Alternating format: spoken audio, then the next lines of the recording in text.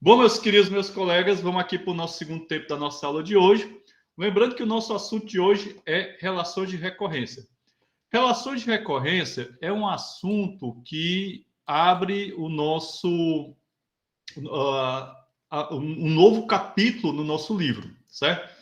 E aí eu vou aproveitar esse momento para a gente ver quais são os objetivos de aprendizagem desta unidade, certo? Nesse momento, nós vamos começar a trabalhar com o capítulo 3 desse livrinho, né? Todo mundo aqui já está bem consciente que esse é o nosso livro-texto da disciplina, apesar de que eu utilizo outros livros além desse, certo? E agora vamos aqui para os nossos objetivos de aprendizagem, que infelizmente eu acabei esquecendo de mostrar para vocês nossa unidade anterior, né? Mas esse documento está lá no sistema acadêmico, eu espero que vocês tenham dado uma olhadinha nele em outro momento, certo? Bom, nós estamos já na quarta unidade de conhecimento. Cadê, meu Deus do céu? Eu exibi, apresentar. E vamos aqui para o nosso... Carrega aqui a nossa tela, certo? Bem, pensamento recursivo é o terceiro capítulo do nosso livro-texto, o livro da disciplina, porém, é a nossa quarta unidade de conhecimento, como vocês estão vendo aí. Certo? Nossa primeira unidade foi a parte de LaTeX, né? A revisão de LaTeX, certo? E nessa unidade de conhecimento, que é o assunto é o pensamento recursivo, nós iremos trabalhar com objetos matemáticos que usam a recursividade na sua essência, certo? Então, todos os objetos matemáticos que a gente vai ver nessa unidade de conhecimento trabalham com recursividade. Além desses objetos matemáticos, nós também iremos trabalhar com um outro tipo de prova, né? um outro tipo de uma ferramenta matemática bastante poderosa que é utilizada para estabelecer provas, né? Nós vimos lá no início da disciplina a prova direta, né? A prova direta, a prova por contraposição e a prova por negação. Foram 3 tipos de prova. Essas provas que a gente viu no início da disciplina, né? na nossa segunda unidade de conhecimento, elas estão baseadas em provas do tipo condicional, né? em sentenças do tipo condicional, e a prova, o mecanismo de prova que a gente vai ver agora não, dentro dessa unidade de conhecimento, ela é um pouco diferente, porém é um mecanismo de prova bastante sofisticado, certo? Então, a gente começa vendo aqui como definir, descrever e modelar relações de recorrência, que é o assunto do nosso encontro de hoje, certo?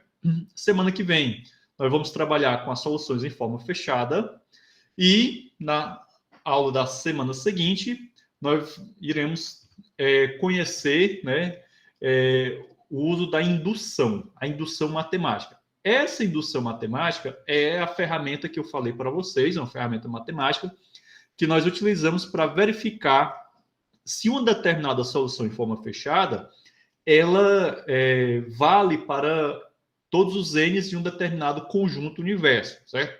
É um assunto bem interessante, né? Eu recomendo a vocês terem bastante atenção nesse nosso encontro, né? Fazer a lista com bastante cuidado, certo? E é bem interessante mesmo. Bom, e para já finalizando a unidade de conhecimento, descrever e aplicar definições recursivas. Então, a gente vai ver como é que nós podemos, a partir da ideia de recursividade, construir definições, né? Já foi dito para vocês em outros momentos que as definições matemáticas, elas são caracterizadas pela sua precisão, né? Então, o que é, o que não é, não é. Então, o que cabe dentro daquela definição, beleza. O que não cabe dentro da definição não pode ser utilizado, né? Não pode ser definido, beleza? E aí a gente vai, nessa parte aqui da disciplina, ver como é que nós podemos utilizar, aliás, construir definições recursivas. O grande barato das definições recursivas é que, a partir delas, você pode construir outros objetos matemáticos, beleza?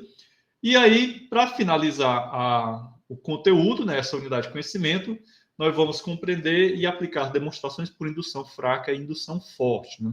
Então, a indução matemática ela pode ser classificada em dois tipos, a indução fraca e a indução forte. E aí a gente vai ver isso futuramente. Lembrando que esse assunto, indução matemática, ele vai ser utilizado não somente aqui nessa parte de recursividade, mas ela pode ser utilizada em diversos outros campos, né? É muito tudo em todo e qualquer campo da computação ou da matemática que envolve provas ou demonstrações, muito provavelmente vocês poderão trabalhar, aliás, com indução, certo? Bom, encerrar aqui essa apresentação para a gente passar para nossa outra tarefinha, que é trabalhar nossa lista de exercícios de hoje, certo? Bem, a nossa lista de exercícios, como eu havia dito para vocês, é sobre definições recursivas, certo? Essa lista é bastante simples, é uma lista bem simples mesmo, e as respostas são pequenas também, certo? Não são tão complexas como outras listas, são respostas bem tranquilas. Antes da gente passar para a lista, vamos só recordar aqui alguns detalhes. Quando a gente fala de recursividade, a primeira ideia que nós precisamos manter em mente é que a recursividade aliás, uma função recursiva é uma função que chama a si própria, certo? O conceito de recursividade, no primeiro momento, ele é um pouco difícil da gente aceitar. Inclusive, quando a gente trabalha com programação, quando a gente aprende a fazer chamadas recursivas dentro de um software, a gente acha meio estranho aquela parada de você fazer uma função que chama a si própria, né? Como é que isso acontece? Esse é um negócio meio difícil da gente aceitar, certo? Mas a recursividade, como foi dito, inclusive, no nosso quiz mais cedo, ela é uma forma elegante de resolver problemas, certo? Então, muitas vezes num algoritmo não recursivo, você vai ter diversas linhas para resolver um problema, ao passo que, utilizando recursividade, a quantidade de linhas para resolver aquele problema vai diminuir consideravelmente. Um exemplo clássico, que eu acredito que vocês fizeram quando estudaram ou lógica de programação ou fizeram laboratório de programação, é um algoritmo para calcular o fatorial de um número, né? A versão não recursiva desse algoritmo ela é um pouco maior do que a versão recursiva. Bem, a elegância da solução recursiva, ou seja, de um algoritmo recursivo, ela tem um custo, né? Então, como a gente sabe, nada nessa vida não existe almoço grátis. Então, ao passo que você ganha em elegância, em beleza no código, vamos dizer assim, você pode acabar perdendo em outra ponta, que é a questão do tempo de processamento.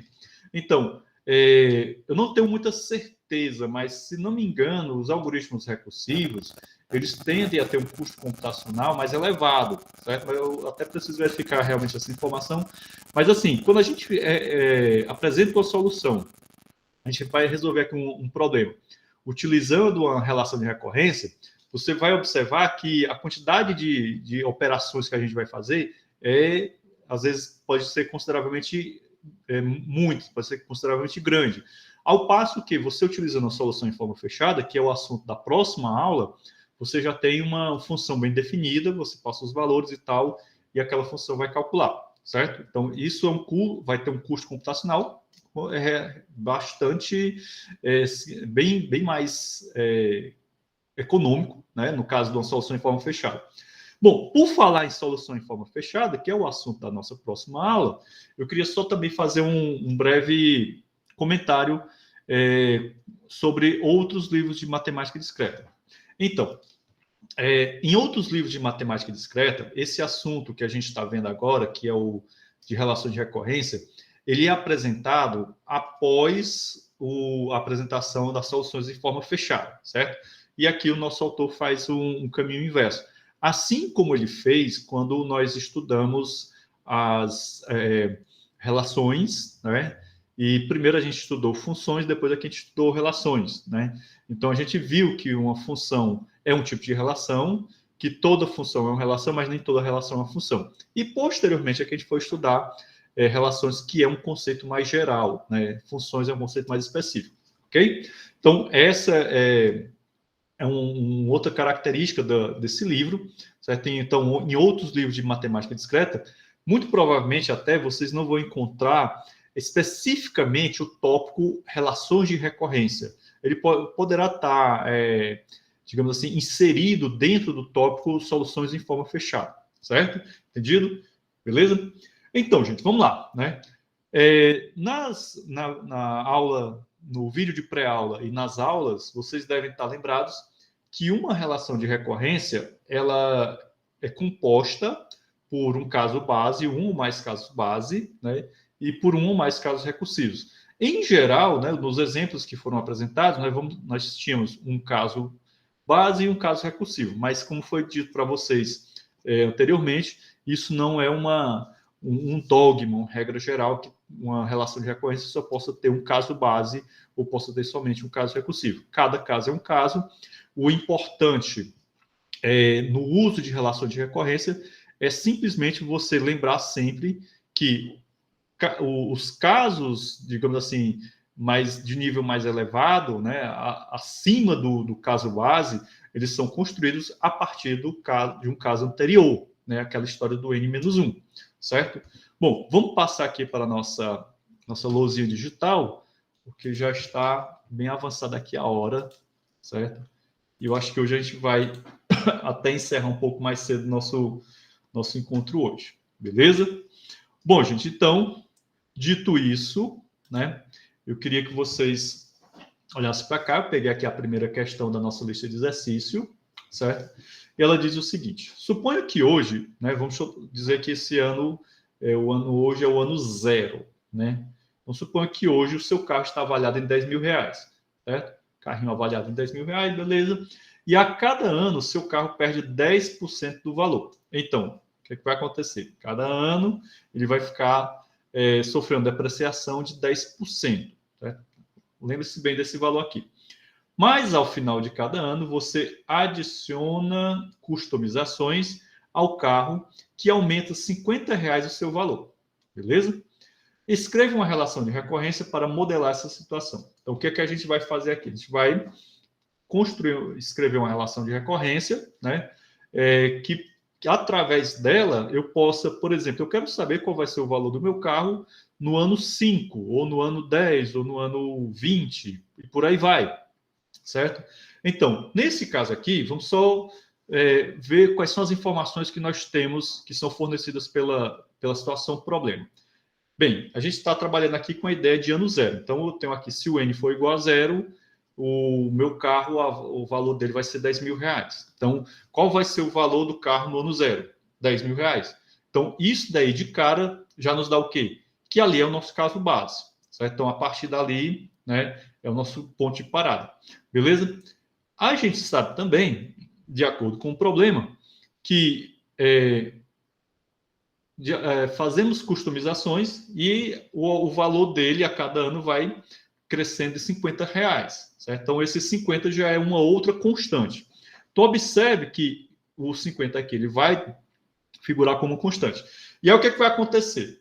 Nós vamos ter o valor do carro, né, do ano anterior, certo? Adicionado de R$50, que é justamente a customização.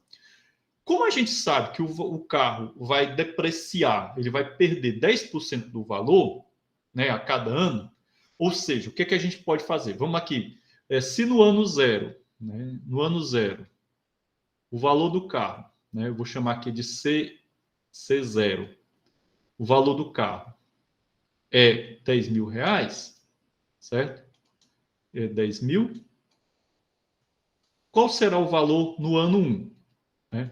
Esse procedimento aqui é interessante para você começar a entender como é que você vai construir a sua relação de recorrência.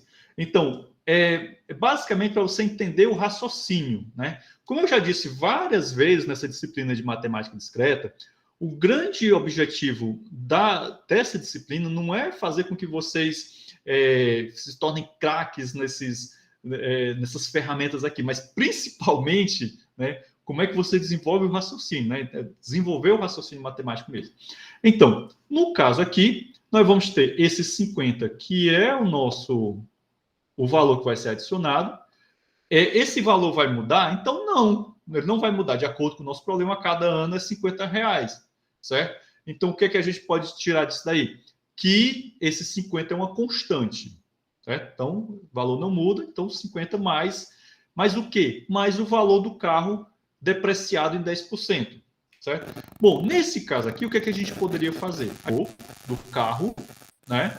Que no caso aqui seria, no caso do ano 1, seria 10 mil, certo? Seria 10 mil vezes... Por que 0,90, professor? Porque eu estou depreciando o carro 10%. Então, se eu fizer essa operação aqui, eu vou ter os 10 mil, né, os 90% dos 10 mil, certo? É matemática básica isso daqui, beleza? Então, no caso 2, o que é que nós teríamos? Nós teríamos ainda os 50, mais o valor do caso 1, certo? Entendido? Então, veja bem, ó, que 10 mil aqui é o C0, certo? Então, aqui é o C0, e assim sucessivamente. Beleza? Então, dito isso, o que é que a gente já pode enxergar, né? Que nós já temos aí, como é que a gente vai fazer a nossa chamada recursiva, né? E nós já temos as condições para nós colocarmos na nossa relação de recorrência. Ou seja, quando o n for igual a zero, ou seja, o ano zero, o valor de Cn, né? A minha função C, que é o valor do carro, vai retornar 10 mil. A partir de um n maior do que zero, nós vamos ter os R$50, a constante, que é os acessórios que a gente vai adicionando a cada ano, mais o valor anterior, né, multiplicado por 0,90, ou seja, 90% do valor anterior, porque nós sabemos, de acordo com o problema, que há uma depreciação de 10%. Dito isso, sem mais delongas, deixa eu apagar isso aqui, né? Uma vez compreendido isso, vamos agora formalizar todo esse raciocínio. Como é que nós vamos fazer? Muito simples. Cn, né, é igual... Aí o nosso caso base vai ser 10 mil. Né? Então, o valor de Cn vai ser 10 mil se n... se n for igual a zero. Por que n igual a zero? Porque é o ano zero. Se não, né, nós vamos ter o quê? Vamos ter 50 mais 0,90, né, 0,90 vezes C n menos 1. Isso se o n for maior maior do que 1 não, maior do que 0. Ok? Entendido? Então, eis a nossa relação de recorrência que eu posso utilizar para modelar esse nosso problema. Certo? Bom, professor, se eu quisesse saber qual o valor do meu carro no ano 5, no n igual a 5, como é que a gente ia proceder? Vocês haverão de concordar comigo que seria um procedimento bastante trabalhoso, né? Porque você teria que executar, né? Você teria que fazer, no caso aqui, vamos supor, C5 seria 50 mais 0,90 vezes n menos 1, C4. Só que aí, ó, o C4 seria o quê? C4 igual a 50 mais... E assim sucessivamente. Então, você teria várias operações aí, certo? Por isso que a gente vê que, apesar de ser uma solução bastante elegante, uma solução recursiva, né, uma relação de recorrência como essa, ela tem um custo computacional um tanto considerável, beleza? Mas o nosso objetivo aqui é compreender como é que você pega uma situação, problema, e modela uma solução de forma recursiva, certo? Essa é a grande sacada desse nosso exercício, beleza? Então, dito isso, passemos para a nossa próxima questão, que é bem conhecida de todo mundo aqui. Então, vamos lá. A função fatorial, ela é definida da seguinte maneira, né? Então, aqui a gente é algo que todo mundo conhece, função fatorial, o fatorial de n vai ser igual a 1 vezes 2, vezes, até n menos 1 vezes n, certo? E que, por convenção, nós assumimos que o fatorial de zero é igual a 1. Ninguém vai entrar aqui no mérito da questão, porque é que o fatorial de zero é igual a 1. Isso é uma discussão que você pode encontrar as respostas facilmente na internet, né? E aí ele pede para a gente dar a relação de recorrência. Então, dito isso, o que é que a gente pode dizer? Né? Eu tenho aqui o n, né? Fatorial de n vai ser igual... Qual é o nosso caso base? Nosso caso base é justamente essa situação aqui. E aí é tranquilo. 1 se n for igual a zero. E qual seria o nosso caso recursivo? O caso recursivo já seria n menos 1 fatorial de n vezes o próprio vezes o n. Isso se... Opa! Ai, meu Deus. Se n for maior do que zero. Olha, olhando assim, né, a gente percebe como uma relação de recorrência, ela nos ajuda, inclusive, a pensar um algoritmo para poder implementar uma relação de recorrência, certo?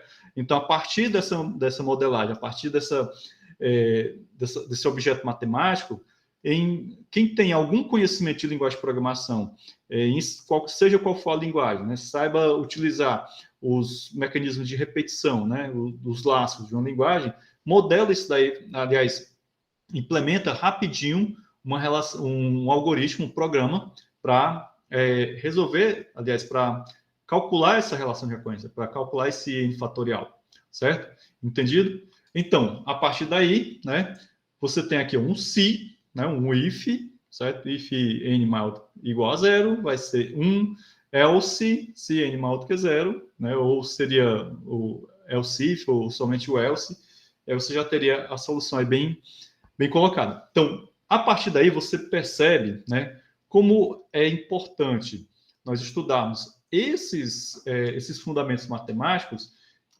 como forma de nos auxiliar a escrever software, né? Então, você pode, a partir desse conhecimento aqui, já ter um software modelado de uma maneira mais facilitada. Acredito eu que muitos que, na disciplina de lógica de programação, que tiveram que implementar um algoritmo para calcular o fatorial de números de forma recursiva, se tivesse tido essa visão, essa sacada de que a função fatorial ela pode ser modelada através de uma relação de recorrência, teria escrito esse software, esse programinha com muito mais facilidade, certo? Beleza? Bom, vamos adiante. Terceira questão. Na terceira questão, nós já temos aqui 2 itens, né? E essa terceira questão ela é bem bacaninha também. Vejam bem, nós temos uma situação que é bem aqui, assim, do que a gente está vivenciando já há quase 2 anos, né? Falando de vírus e tal. Então, é o seguinte, suponha que modelamos a propagação de um vírus em uma certa população da seguinte forma. No dia 1, uma pessoa é infectada. Então, ó, tem uma pessoa foi infectada. Em cada dia subsequente, cada pessoa infectada passa esse resfriado, né? Então, é um vírus de resfriado para outras 2 pessoas, ó, 2 pessoas, beleza? Bom, diante dessas informações, de posse dessas informações, escrever uma relação de recorrência para esse modelo, né? Que modele essa situação. E aí nós temos aqui uma relação de recorrência bem tranquila. Vamos chamar de Vn. Esse n aqui é o dia, né? Então, no dia 1, dia 2, dia 3, eu quero saber quantas pessoas estarão infectadas no dia 10, no dia 5, né? Bom, mas a gente sabe que no dia 1 nós temos uma pessoa, no dia 0, né? Aliás, no dia 1, nós vamos ter uma pessoa infectada, certo? Então, quando n for igual a 1, nós vamos ter uma pessoa. Então, se n for igual a 1, certo? Bom, a gente está vendo aqui os nossos casos base sempre começando do 1 ou do 0, certo? Pode ter situação em que o caso base comece de um número diferente, de um natural maior do que 1, maior do que 0, assim, dessa natureza, tranquilamente. Tudo vai depender da situação que você está modelando, certo? Então, aqui, curiosamente, o nosso caso base ou começa com 0 ou começa com 1. Mas isso não é uma, digamos assim, uma obrigação. Começa sempre ou com 0 ou com 1. Beleza? Bem, vamos agora para o nosso caso recursivo. O nosso caso recursivo, ele precisa ser compreendido da seguinte maneira. Cada pessoa infectada passa o resfriado para duas outras pessoas. Então, nós vamos ter, no dia seguinte, nós vamos ter a pessoa que foi infectada, né, que no dia seguinte a pessoa, ou as pessoas que estão infectadas naquele dia anterior, e mais, né, duas outras pessoas. Né? Então, aquela pessoa que foi infectada, ela vai transmitir para mais duas pessoas. O que é que isso transmite para vocês? Qual é a ideia que já transmite para vocês? É que há uma multiplicação por 2 aí, certo? Então, vejam bem, ó, ele está dizendo ó, que cada pessoa infectada passa o vírus do resfriado, o vírus aqui, para outras duas pessoas. No dia 1, eu tenho uma pessoa só infectada. No dia 2, né? No dia 2, eu tenho, além da pessoa infectada do dia 1, eu vou ter mais duas outras pessoas. Vocês concordam? Né? Então, no dia 2, eu já tenho essa galerinha aqui. Essa figura aqui é do dia 1, né? Vou chamar aqui dia 1, né? E ela vai infectar mais duas pessoas, então aqui é a do dia 2. No dia 3, eu terei essas aqui, certo? Ou seja, no V3, eu terei o pessoal do V2, né? Mais duas vezes, né? Cada pessoa do V2. Concordam comigo? Então, ó, eu vou, no dia 3, essa pessoa aqui vai infectar mais duas pessoas, essa daqui mais duas e essa daqui mais duas. Estão entendendo? Então, como é que a gente agora vai pegar essa ideia e colocar isso numa linguagem matemática?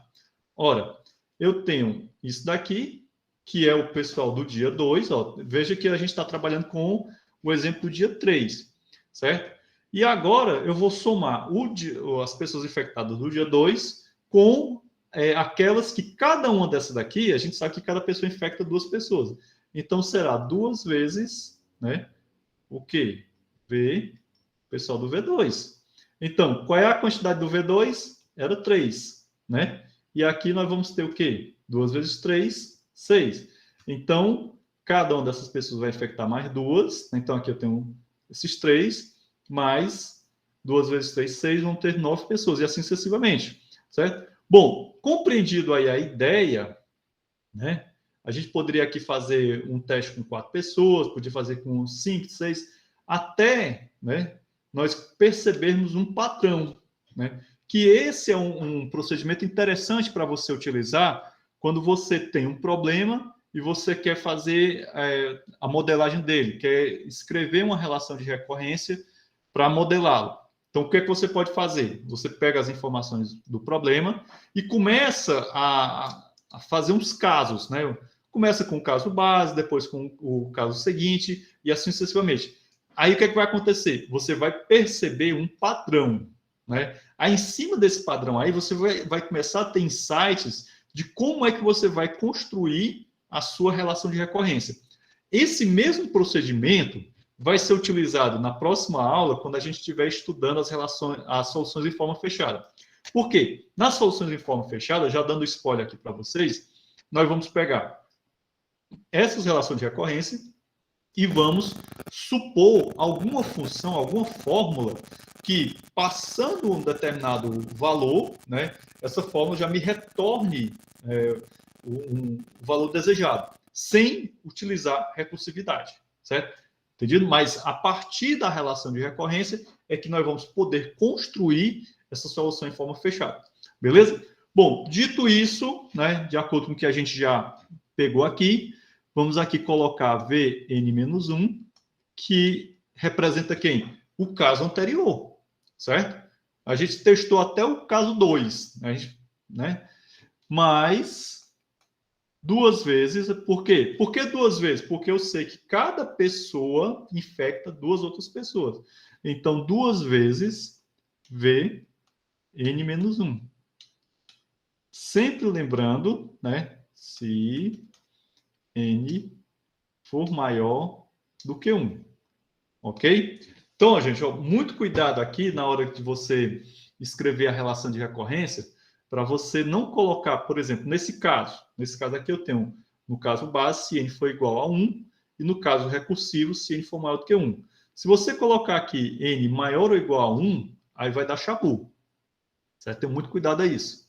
Ok? Sempre vai ser um maior do que 1, nunca vai ter um maior ou igual? Não sei, vai depender do problema. Certo? Então, sempre vocês precisam ter essa percepção. Analisar com cuidado o problema, né? Verificar os casos que ele trata e tal, beleza? Bom, aqui foi a nossa letra A. Então, essa relação de recorrência aqui, ela vai... você pode utilizar ela para saber quantas pessoas estarão infectadas em um dia, em qualquer um dia, no 10º dia, sabe? Por aí vai, certo? Bom, aproveitando a dica, aliás, aproveitando a deixa, desculpa, a gente pode ver como isso daqui é útil numa situação como a que a gente está vivenciando, da pandemia, né? Então, aquelas estimativas de contaminação, de pessoas contaminadas, né? Muito provavelmente foram calculadas usando relações de recorrência, certo? Bem, a letra B, dizia o seguinte: quais são algumas limitações desse modelo? Então, esse nosso modelo ele tem limitações, certo? Ele não é um modelo perfeito, beleza? Bom, uma limitação dele é o fato de que ninguém fica curado nesse modelo. É como se as pessoas ficassem doentes para sempre, e cada pessoa que uma vez está doente, ela vai passando para os outros e tal, e de repente você tem aí o caos total, certo? Aí, uma outra limitação desse modelo é que não há também um número limite para pessoas infectadas. Então, numa situação real de uma infecção por vírus, como a do coronavírus, que está acontecendo ainda, né? Apesar de que a gente já está podendo respirar com mais tranquilidade, graças ao avanço da vacinação, né? Os matemáticos que trabalham nesses cálculos, eles precisam, né, estimar um limite, né? A população não é infinita, certo? Então, aqui nós temos também um outro ponto, digamos assim, de limitação desse modelo, é o fato de que o número de pessoas, não existe um limite para o número de pessoas infectadas, certo? Então, aí tende ao infinito. Beleza, gente? Beleza? Até aí tudo bem? Então, eu achei esse exemplo bastante interessante, porque ele trata de algo que nós estamos vivenciando, né? A gente está vivenciando já há quase 2 anos, certo? Beleza? Bom, vamos aqui passar para a quarta questão. Na quarta questão, nós temos o seguinte: seja X um conjunto com N elementos. Então, aqui eu tenho um conjunto X, esse conjunto X tem N elementos. Seja E está contido em Px o conjunto de todos os subconjuntos de X com um número par de elementos. Então, veja bem, eu tenho aqui o conjunto X, mas esse conjunto X, ele tem um subconjunto chamado E. E esse subconjunto chamado E, ele está contido, né, no conjunto das partes de X. Ok? Vão acompanhando aí o desenrolar, porque esses detalhes são muito importantes para vocês compreenderem a solução que eu vou apresentar. Certo? E seja O está contido em Px, os subconjuntos de X com número ímpar de elementos. Isto En vai ser igual à quantidade de elementos de E ON será a quantidade de elementos de O. Quem é quem é O? E e O são subconjuntos, do conjunto das partes de X. Então, sempre que vocês verem esse P, X, lembre-se de conjunto das partes. O conjunto das partes é o quê? É um conjunto formado pelos subconjuntos que constituem um determinado conjunto, certo? Só recordando aqui para vocês. Vamos aqui fazer uma breve recapitulação da parte de conjuntos que a gente viu no capítulo 2. Eu tenho aqui um conjunto com 2 elementos, certo? Então, eu tenho aqui o conjunto das partes de X, ele vai ser igual a quê? Ao conjunto vazio, porque o conjunto vazio ele é subconjunto de todo e qualquer conjunto. Ele vai ter esse conjunto unitário 0, esse outro conjunto unitário 2, e nós vamos ter um outro subconjunto que é o próprio conjunto. Então, quantos elementos tem o conjunto PX?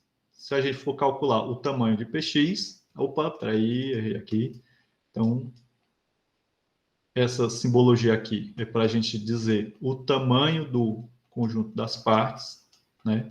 Vai ser igual a 4. Ok? Entendido?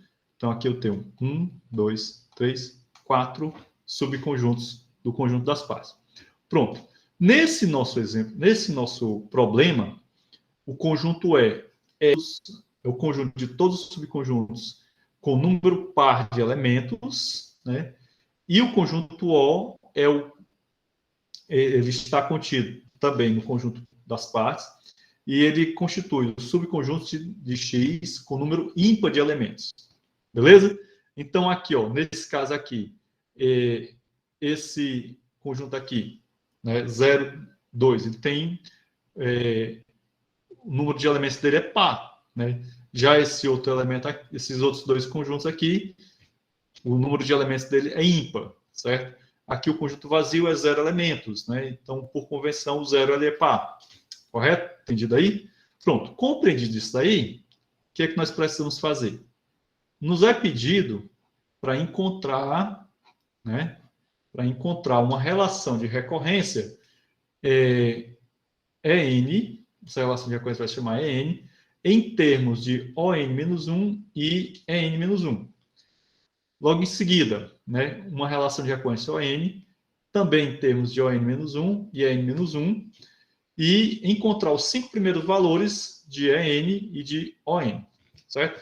Essa letra C, ela é braçal, né, ela é pura execução da relação de recorrência, aí eu vou deixar para vocês fazerem em outro momento como exercício mesmo, certo? Bom, compreendido isso daqui, vamos aqui lembrar de uma coisa. Esses subconjuntos de tamanhos pares de um conjunto N, eles vão ser formados, né, tomando-se todos os subconjuntos de tamanhos pares de um subconjunto N-1. Então, que é isso que a gente está fazendo aqui, ó. Então, esse conjunto N aqui, né, esse EN, esse ON, ele vai ser formado a partir dos subconjuntos de um conjunto anterior, certo? Junto com todos os subconjuntos de tamanho ímpares, com N-1, com um novo elemento adicionado. Então, essa história do novo elemento adicionado é que está o X da questão. Então, vamos lá. Dito isso, né, vamos aqui à nossa letra A, e aí nós temos EN, prestem bem atenção, que isso daqui é um pouco confuso. O conjunto UE é o conjunto dos números o E é o subconjunto tem número par de elementos. Então, o número par de elementos, né, é o E. Número par de elementos. E o O é o número ímpar de elementos. Não é o número de elementos, é a quantidade de elementos que tem no subconjunto, certo? Então, uma quantidade par, uma quantidade ímpar. Então, vejam aqui, ó. É N, né? Ó, essas duas barras verticais paralelas que a gente acabou de mostrar aqui. Então, vamos lá. Então, essa relação de recorrência vai ser 1 se o n for igual a 0. Bom, aqui é o quê? É o meu subconjunto com número par de elementos. Professor, por que é que, se o N for igual a zero, ou seja, se for um conjunto vazio, a quantidade de elementos, esse N vai retornar 1? Ora, gente, acabei de falar para vocês que o conjunto vazio, né, é um conjunto que é subconjunto todo e qualquer conjunto, e, né, ele, mesmo que eu tenha aqui um conjunto vazio, né, ele tem um elemento que é o subconjunto vazio, ele constitui um elemento, certo? É um negócio assim meio doido da gente aceitar também, beleza? E agora vamos para a parte recursiva. Então, é n-1, que seria o caso anterior, né? Mais O n mais 1, certo? Opa, mais 1 não, desculpa, menos 1, desculpa. Ok? Por quê? Porque esse caso recursivo aqui, ele vai levar em consideração, né, tanto em termos do EN, né, que são os elementos pares, né, como o ON, que são as quantidades ímpares. Então, aqui, se o N for maior do que zero. Ok? Entendido? Então, essa aqui é a relação de recorrência que vai me dar o EN, que é nada mais, nada menos do que... O que é que vem a ser o EN? É o número, né? A quantidade de elementos, né? Que vai ter, que são de quantidade pares, certo? Beleza? E vamos aqui ao B. A relação de recorrência B, que vai me dar os elementos que têm quantidade ímpar, né, os subconjuntos que têm quantidade ímpar. Seguinte, aqui vai ser zero, se o n for igual a zero. Bom, gente, por que zero? Né? Por que zero se a quantidade de elementos no subconjunto for igual a zero? Porque você sabe que o zero não é, ele é par, ele não é ímpar. Né? Então, veja que esse n, ele vai me retornar a quantidade de elementos dos subconjuntos que são que a quantidade seja ímpar. E agora vamos para o nosso caso recursivo, que é muito parecido com o caso da letra A. O n-1, né? Mais n-1.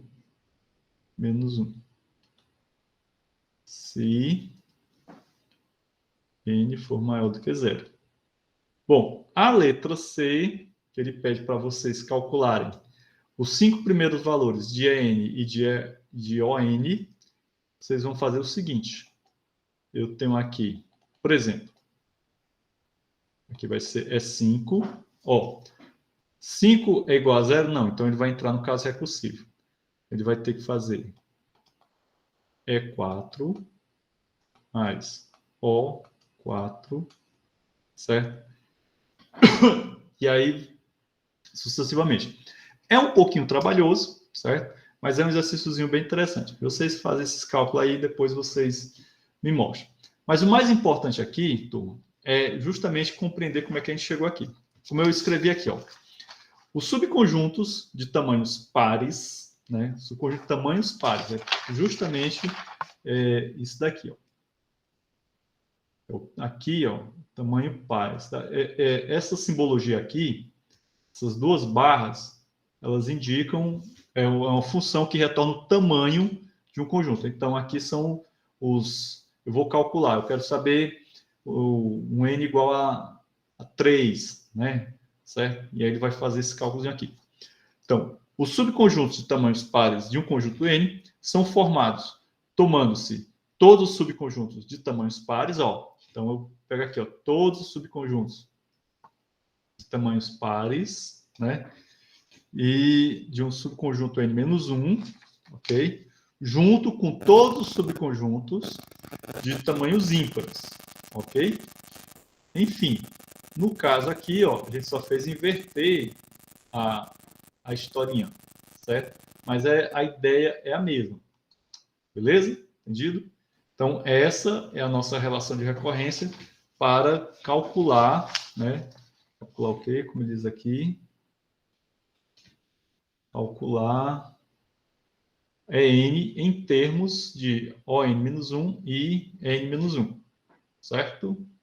E agora a gente parte para a nossa última questão, que é uma questão que envolve grafos, e eu acho bem interessante essa questãozinha aqui. Bom, a primeira coisa que a gente vai observar aqui nessa questão é que ele fala de um tipo de grafo, chamado grafo bipartido completo. Então, primeira coisa, o que é um grafo bipartido, né? É um grafo como esse daqui, que você observa, né, que eu tenho aqui dois conjuntos de vértices bem distintos. Esses conjuntos de vértices têm uma característica bem interessante.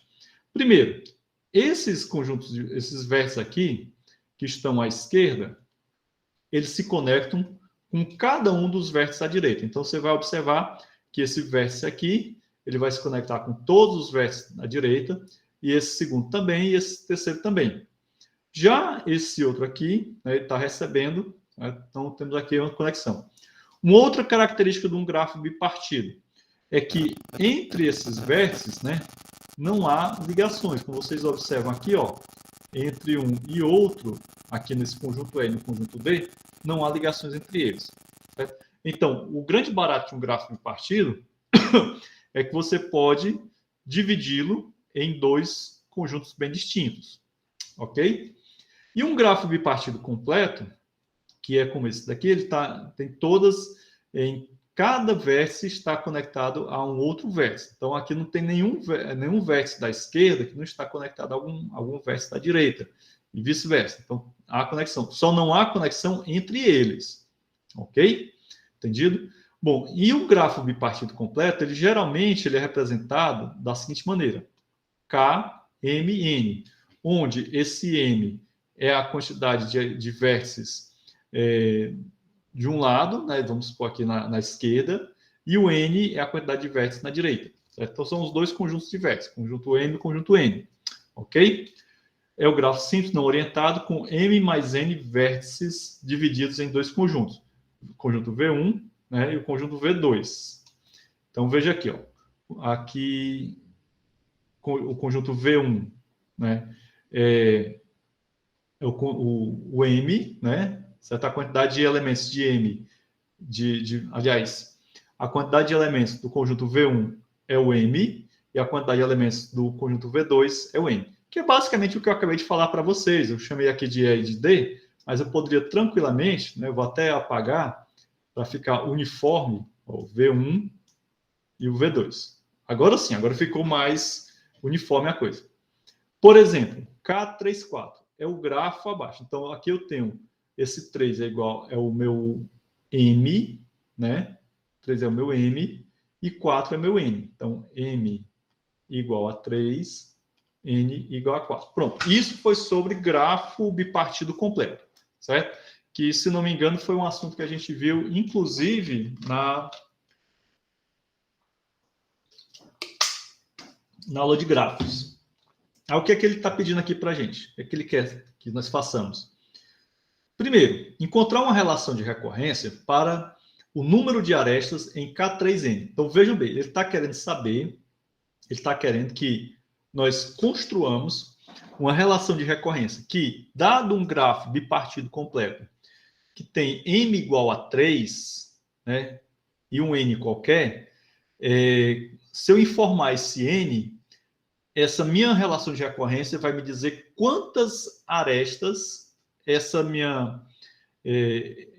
meu gráfico vai ter. Então, vejam bem. No caso aqui, ó, vamos fazer aqui umas brincadeirinhas. Né? A gente sabe que o N é igual a 3, certo? Aqui é o M. Vamos imaginar um N igual a 1. Então, um N igual a 1, nós vamos ter aqui 1, 2, 3 arestas. Ó, isso para N igual a 1. Correto? Correto? Bom, e se nós tivéssemos N igual a 2? Nós teríamos essas 3 do N igual a 1, mais 1, 2, 3. Correto? Aqui no caso do N igual a 2, eu teria as 3 do n igual a 1, mais 3, né, seria adicionado. Ok? E assim sucessivamente. Se o n fosse igual a 3, o que é que nós teríamos? Nós teríamos todas as arestas do n igual a 2, mais, o que mais? Mais 1, 2, 3, agora do n igual a 3, certo? Então, dito isso, o que é que nós percebemos? Nós percebemos aí uma constante, né? Que constante é essa? O 3, ok? Então, aí já é um alerta para a gente poder, né? Pô, peraí, que aí já é uma dica interessante.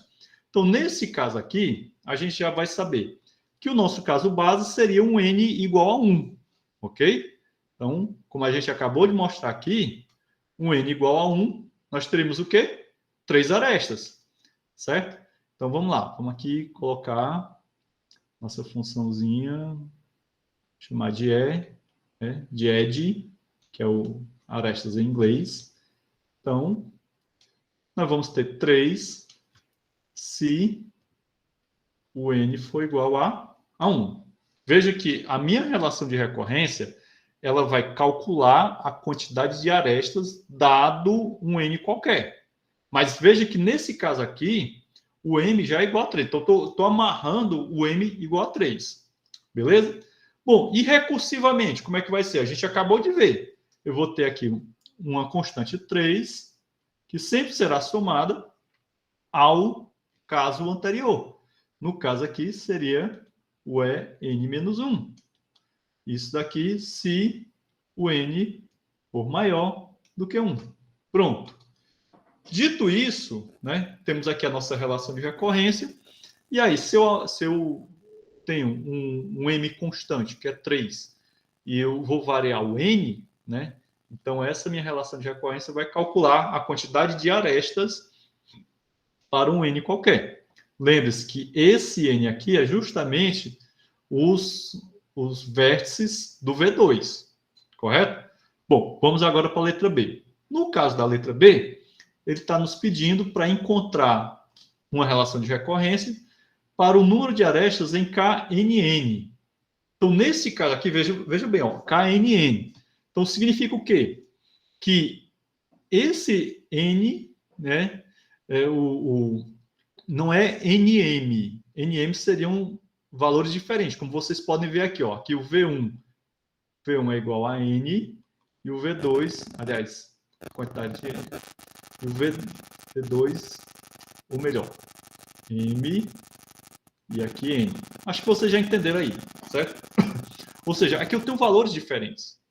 Como aqui é KNN, significa que são os mesmos valores. Então, seria seria K22, K33, K44, ok? Então, essa é a vibe, beleza? Então, dito isso, essas informações aí são muito importantes, vamos aqui calcular, aliás, construir a nossa relação de recorrência. Então, vamos supor que eu tenho aqui n igual a 1, certo? Então, no n igual a 1, eu vou ter aqui um vértice, n, e como o n é igual a m, né, nesse caso aqui, ó, m igual a n, nós vamos ter uma única aresta, correto? Bom, agora igual a 2. Aí nós vamos ter mais um aqui, né, mais outro aqui, e mais outro aqui. Ok? Quantas arestas eu tenho agora aqui? Nós temos 1, 2, 3, 4 arestas, certo? Ou seja, temos aqui o dobro, né? O dobro de arestas, certo? De do N, ok? O N era 2, certo? Beleza? Só que, será que eu vou simplesmente multiplicar por 2, né? Vejam bem, nesse caso aqui, vocês não podem esquecer que nós estamos falando de um grafo bipartido, que tem essa característica aqui, certo? Entendido? Bom, dito isso, né, já dada essa dica, a gente já pode começar a construir a nossa relação de recorrência. Então, essa relação de recorrência eu vou chamar de Fn, ela vai ser igual ao seguinte. Uma aresta, a gente desenhou aqui, ficou muito fácil, se o n for igual a 1, certo?